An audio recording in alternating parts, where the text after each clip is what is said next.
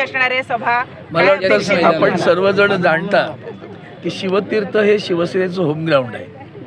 वंदनीय शिवसेना प्रमुखांपासून आदरणीय आदित्यजींची पर्यंत उद्धवजींच्या सुद्धा इथं विक्रमी सभा झाल्या, आपण सगळ्यांनी पाहिलेल्या आहे. आणि यावेळी तर आघाडीची सभा आहे. राहुल गांधीजींनी न्याययात्रा काढली, कारण ती न्याययात्रा न्यायच आत्ता वेठीस धरला जात आहे किंवा विकला जात आहे. न्याय देणारे सुद्धा विकले जात आहेत. कारण ते काल परवाकडे आपण कोलकात्यामध्ये पाहिलं, गंगोपाध्याय नावाचे न्यायाधीशांनी काय केले आपल्याला लक्षात आलं असेल. आता त्यांनी राजीनामा देऊन ताबडतोब भाजपात गेले.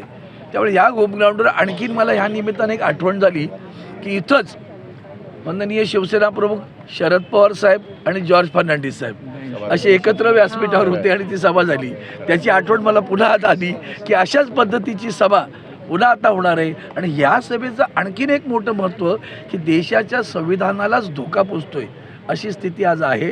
हुकुमशाही चालू आहे आणि म्हणून लोकशाही जिवंत राहील का असं आदरणीय उद्धवजी सातत्याने म्हणत असतात. ती जिवंत ठेवण्यासाठी आम्ही सगळे एकत्र आलेलो. लोकशाही जिवंत ठेवणं, तिचं रक्षण करणं, संविधानाचं रक्षण करणं, आणि त्यासाठी समविचार हा जो एक मूलभूत विचार घेऊन काँग्रेस पार्टीचे नेते सन्माननीय राहुल गांधी यांनी न्याययात्रा काढली.